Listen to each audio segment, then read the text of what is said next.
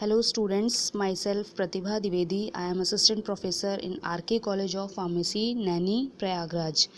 So today we are discussing about the topic that is transcription और RNA synthesis. Biochemistry का topic है आपका, ठीक है। तो इसमें आपको ये पढ़ना है कि ट्रांसक्रिप्शन प्रोसेस होती क्या है, इसके क्या स्टेप्स होते हैं, क्या इसमें बेसिक रिक्वायरमेंट्स होती हैं, क्योंकि ये बहुत इंपॉर्टेंट टॉपिक है आपके एग्ज़ाम के रिगार्डिंग। सो इसको इजीली पढ़े और तभी आपको समझ में आएगा। इसके नोट्स मैंने आपको दे दिए हैं, सिर्फ आपको इसमें स्टेप समझने हैं। आप इजीली समझ जाओगे तो आप इसके नोट्स भी अच्छे से समझोगे। तो सबसे पहले हम स्टार्ट करते हैं डेफिनेशन से।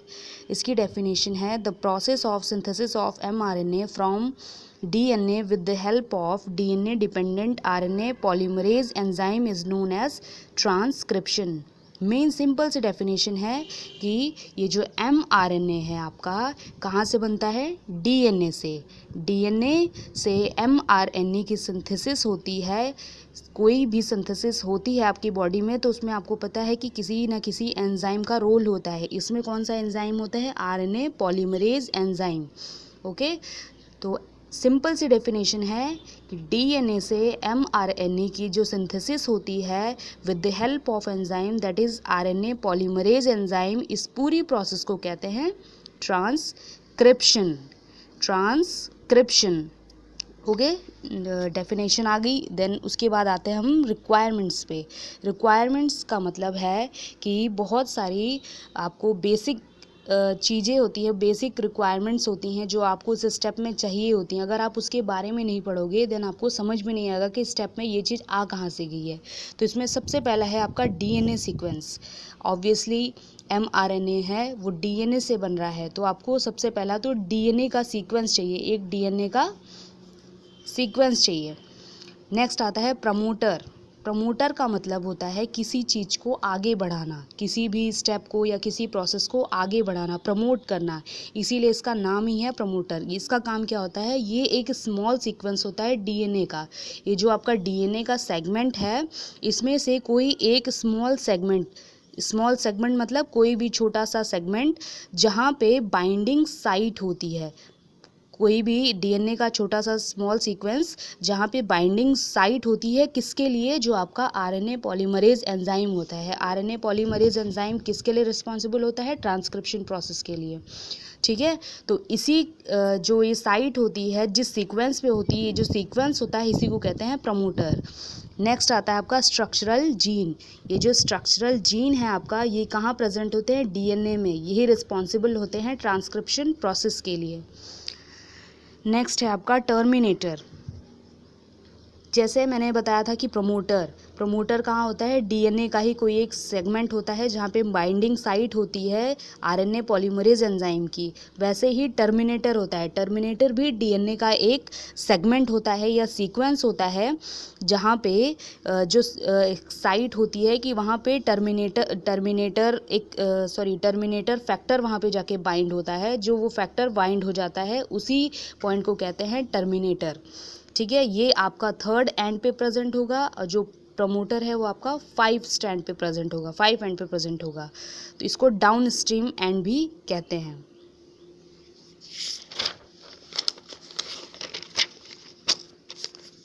नेक्स्ट आता है आपका इनिशिएशन फैक्टर। ओके, एक बात आप अच्छे से समझो कि ये जो इनिशिएशन फैक्टर, टर्मिनेशन फैक्टर, इनके नाम में ही इनकी डेफिनेशन इंडिकेट करता है। ये इनिशिएशन मतलब किसी प्रोसेस को इनिशिएट करना, स्टार्ट करना, ठीक है। तो ये जो इनिशिएशन फैक्टर होता है इसको हम सिग्मा से डिनोट करते हैं। किससे डिनोट करते हैं, सिग्मा से। ये क्या होता है कि ये जो प्रमोटर का आपका पॉइंट है वहाँ पे जाके ये बाइंड होता है। जब ये बाइंड हो जाता है तो ही आपकी ट्रांसक्रिप्शन की प्रोसेस स्टार्ट होती है। नेक्स्ट है आपका टर्मिनेशन फैक्टर। टर्मिनेशन फैक्टर में क्या है, जैसे आपका इनिशिएशन फैक्टर को सिग्मा से डिनोट करते हैं वैसे ही टर्मिनेशन फैक्टर को रो से डिनोट करते हैं। किससे डिनोट करते हैं, रो से। जब ये रो आपका टर्मिनेटर पॉइंट पे जाके बाइंड होगा वहाँ पे आपकी प्रोसेस स्टॉप हो जाएगी। जब कोई भी प्रोसेस स्टार्ट होती है तो उसको स्टॉप करना भी ज़रूरी होता है। स्टार्ट करने के लिए सिग्मा बाइंड होता है, स्टॉप करने के लिए रो बाइंड होता है। नेक्स्ट आता है आपका RNA पॉलीमरेज। जैसे मैंने आपको बताया शुरू में ही कि जो आरएनए पॉलीमरेज एंजाइम होता है बहुत इम्पॉर्टेंट एंजाइम है ट्रांसक्रिप्शन की प्रोसेस के लिए। इसके बिना ट्रांसक्रिप्शन की प्रोसेस होना पॉसिबल नहीं है। ये भी 3 टाइप्स के होते हैं, फर्स्ट, सेकंड, थर्ड। फर्स्ट वाला रिस्पॉन्सिबल होता है आरआरएनए की सिंथेसिस के लिए, सेकंड होता है एमआरएनए एंड थर्ड होता है टीआरएनए की सिंथेसिस के लिए। आपको क्या चाहिए? आपको चाहिए एमआरएनए। ओके, जब आपको एमआरएनए की सिंथेसिस करनी है तो कौन सा एंजाइम यूज़ होगा? RNA polymerase second. Okay, RNA polymerase second आपका एंजाइम यूज्ड होगा ट्रांसक्रिप्शन के लिए, क्योंकि आपको एमआरएनए की सिंथेसिस करनी है। नेक्स्ट आता है आपका लास्ट पॉइंट कि जो एमआरएनए आपने सिंथेसाइज कर लिया, आपने बना लिया, एमआरएनए बन गया, सॉरी आपकी बॉडी में बन गया एमआरएनए, तो इसके लिए भी 2 चीज़ें होती है। इसमें होता है इंट्रॉन्स एंड एक्सॉन्स, ठीक है, इंट्रॉन्स एंड एक्सॉन्स। अब ये जो इंट्रॉन्स होते हैं ये क्या होते हैं? आपके नॉन फंक्शनल होते हैं, ये कोई भी फंक्शन नहीं करते हैं, जबकि एक्सॉन्स जो होते हैं ये फंक्शनल होते हैं। किस में प्रेजेंट होंगे? एमआरएनए में है। ओके, तो ये जो इंट्रॉन्स होते हैं जब आपकी प्रोसेस कंप्लीट हो जाती है, तो जब ये प्री मैच्योर्ड एमआरएनए बनता है आपका, ये जब मैच्योर होता है तो उस प्रोसेस के ड्यूरिंग आपका जो इंट्रॉन्स है इसको रिमूव कर दिया जाता है। क्यों रिमूव किया जाता है? क्योंकि ये नॉन फंक्शनल होते हैं। जो फंक्शनल पार्ट होता है उसको वहीं एज इट इज़ रहता है, लेकिन जो नॉन फंक्शनल होता है वो रिमूव कर दिया जाता है। ओके, तो इस वीडियो में ये है कि ये इंट्रोडक्शन है कि ट्रांसक्रिप्शन प्रोसेस होती क्या है, क्या क्या इसकी बेसिक रिक्वायरमेंट्स हैं, क्यों यूज़ होती है, क्योंकि फर्दर जो स्टेप होगा उसमें यही चीज़ यूज़ होगा, ये टर्म आएंगे जिससे कि आपको समझने में हेल्प होगी।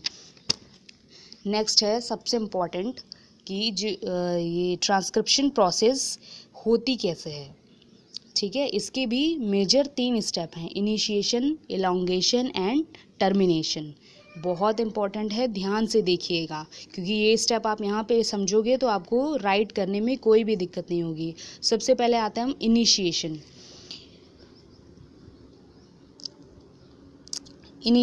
इनिशिएट मतलब किसी चीज़ को स्टार्ट करना, ठीक है। इनिशिएशन मतलब किसी चीज़ को स्टार्ट करना। आप कोई भी प्रोसेस स्टार्ट कर रहे हो उस स्टेप को बोलते हैं इनिशिएशन। इस प्रोसेस में क्या होता है कि आपको डीएनए से आरएनए बनाना है, तो सबसे पहले आपको क्या होगा, आपको डीएनए का एक फ्रेगमेंट, आपकी बॉडी जो है, आपकी बॉडी में डीएनए प्रेजेंट होता है, उसका एक फ्रेगमेंट लिया जाता है, ठीक है। अब आपको पता है कि जो डीएनए का फ्रेगमेंट होता है वो कहाँ से स्टार्ट होता है?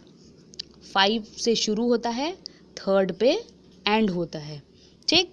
तो आप कोई भी एक सेगमेंट लोगे डीएनए का, वहाँ से आपकी प्रोसेस स्टार्ट होगी।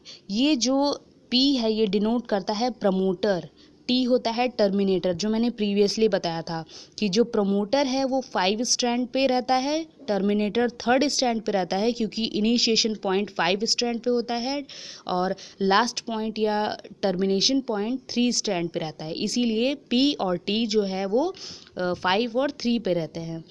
SG मतलब स्ट्रक्चरल जीन। ये जो जीन होते हैं ये डीएनए में ही प्रेजेंट होते हैं, यही आपकी आगे की प्रोसेसिंग करेंगे, ठीक है। नेक्स्ट स्टेप आता है आपका आरएनए पॉलीमरेज सेकेंड। ये जो आपका एंजाइम है आरएनए पॉलीमरेज सेकेंड, जिसके थ्रू ये ट्रांसक्रिप्शन प्रोसेस होगी, ये ऐड होता है आपके डीएनए फ्रेगमेंट में। कहाँ पे जाके ऐड होगा? ये प्रमोटर पे। मैंने पहले ही बताया था आपको कि प्रमोटर के पास एक बाइंडिंग साइट होती है, बाइंडिंग साइट पे ही ये आरएनए पॉलीमरेज सेकेंड एंजाइम जाके बाइंड होगा। जब ये बाइंड होगा तो ये क्या होगा, वहाँ पे एक बबल फॉर्म करेगा। क्या फॉर्म करेगा? बबल।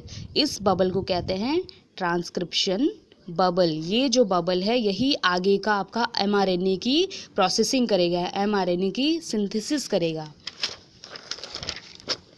नेक्स्ट आता है आपका कि सबको पता है कि डीएनए जो है वो डबल स्ट्रैंडेड होते हैं। डबल स्ट्रैंडेड का मतलब होता है कि इसमें 2 स्ट्रैंड्स होते हैं। अब इसमें क्या हो गया, जब टू स्ट्रैंड है तो इसमें सिर्फ एक स्ट्रैंड जो है वो वर्क करता है, सेकेंड स्ट्रैंड जो है वो वर्क नहीं करता है। तो जो वर्किंग स्ट्रैंड होता है या यूज स्ट्रैंड होता है उसको बोलते हैं टेम्पलेट स्ट्रैंड।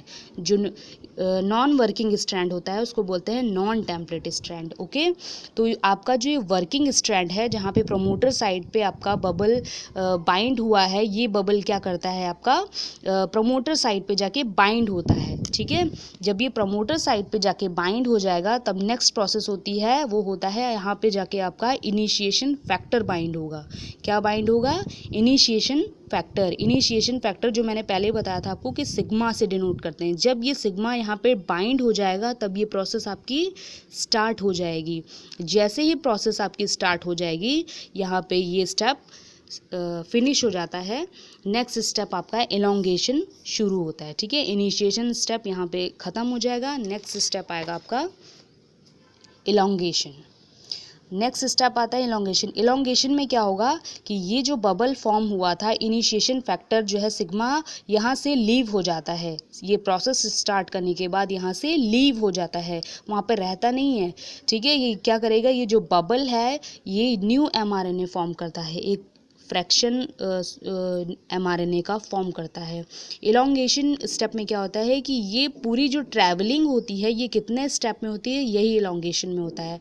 ये पहले जो न्यू mRNA का स्ट्रैंड है वो इनिशिएशन साइट पे होगा, देन ये मिडिल में आएगा, देन ये टर्मिनेशन पॉइंट पे आएगा, लास्ट पॉइंट पे आएगा। जैसे ही ये लास्ट पॉइंट पे आता है आपका एलोंगेशन स्टेप भी फिनिश हो जाता है। नेक्स्ट आता है आपका third step, that is termination step.